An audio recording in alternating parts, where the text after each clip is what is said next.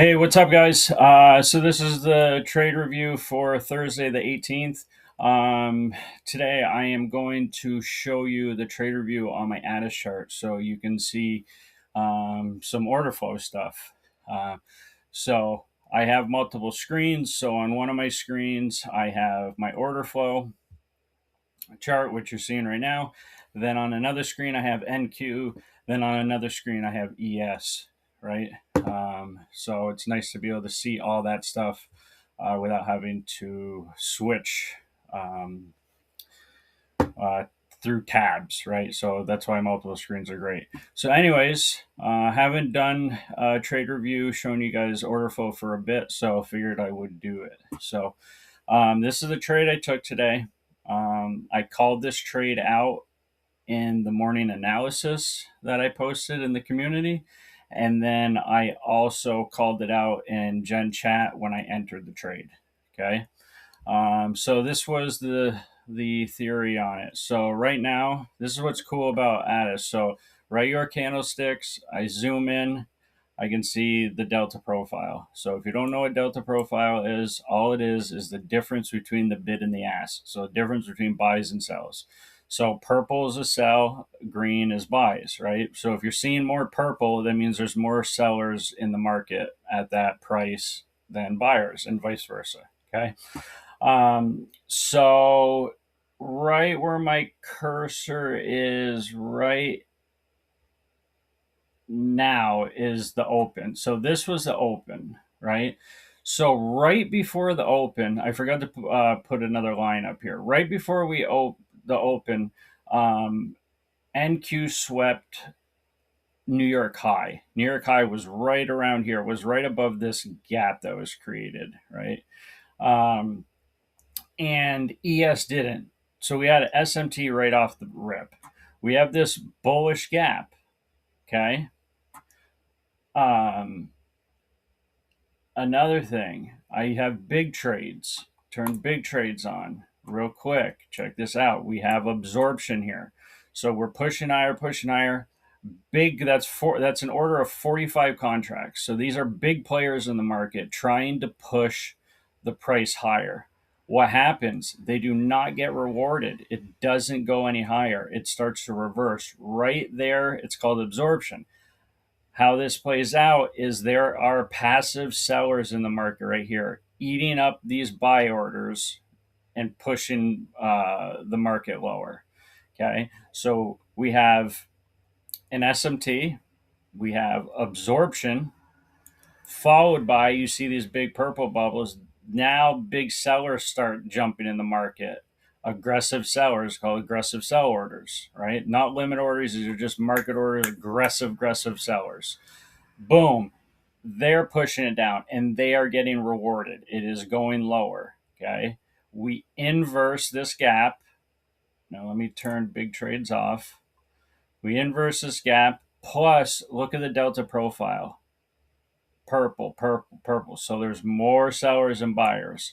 So I don't enter my trades on this chart. I enter on my candlestick chart, my regular candlestick chart.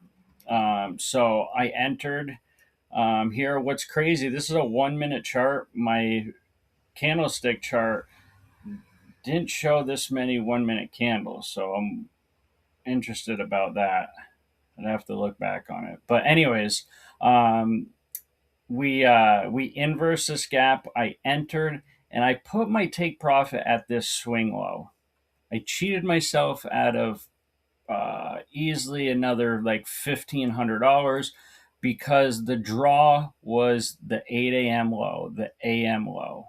I should have had my take profit there, but I just brought it down to the swing low. The reason I did, I'm always kind of nervous when I'm in a trade this early. I mean, this trade was I got in it at 9:33, so 3 minutes after market open.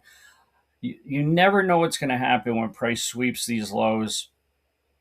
Right, it could just reverse on you real quick because this early after the open, price doesn't always respect highs and lows. It just, I mean, people are just buying or selling, and you know, you guys have seen it, just goes crazy, right?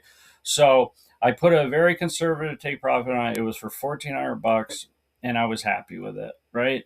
But look what happens. It does end up coming down, takes the AM low, and then we reverse to the upside. One thing that could have kept me in this trade was after I was in the trade, I was looking at my order flow, but then I stopped looking at it. I was just looking at my candlestick chart where the trade was playing out. And I stopped looking at my delta profile. My delta profile, I could have at least got down to VWAP and then not had to deal with this pullback, right? Because look at this delta profile. Boom, boom. It's beautiful. Also, big trades.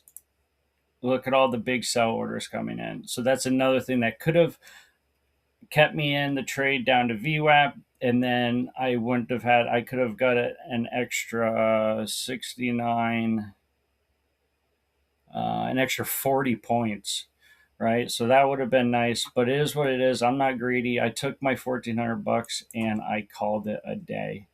So another thing that aligned with it over here, this yellow line is the daily POC. Okay. So right here, we're respecting the POC, respecting the POC. We break the daily POC, we retest this gap, and we trade lower. That is another confluence. Okay. Another confluence as well. Look where the daily value area high is. You short from the value area high, you long from the value area low. Look where value area low is right here. Look what happens. Price gets down to the value area low. Boom, it reverses, goes to the upside, goes to the upside. What's it do? Look at value area high, sweeps value area high, comes back down, shorts, right? Now it's going back up to value area high. Look at this beautiful trade right back down to VWAP. But yeah, there you go, guys. So I'll break it down again real quick. We swept Nuric high, SMT with ES. We have absorption because big buyers step in the market. They do not get rewarded. We have aggressive sellers come in the market. We inverse the 1 minute gap. We break the daily POC and we push lower down to the swing low. Boom, $1,400. Bang, one trade, call it a day, right? I did take other trades. I took two quick trades in pre-market as well. So made a couple $1,000s today. So anyways, I hope you guys learned something from this, and I will catch you on the next one.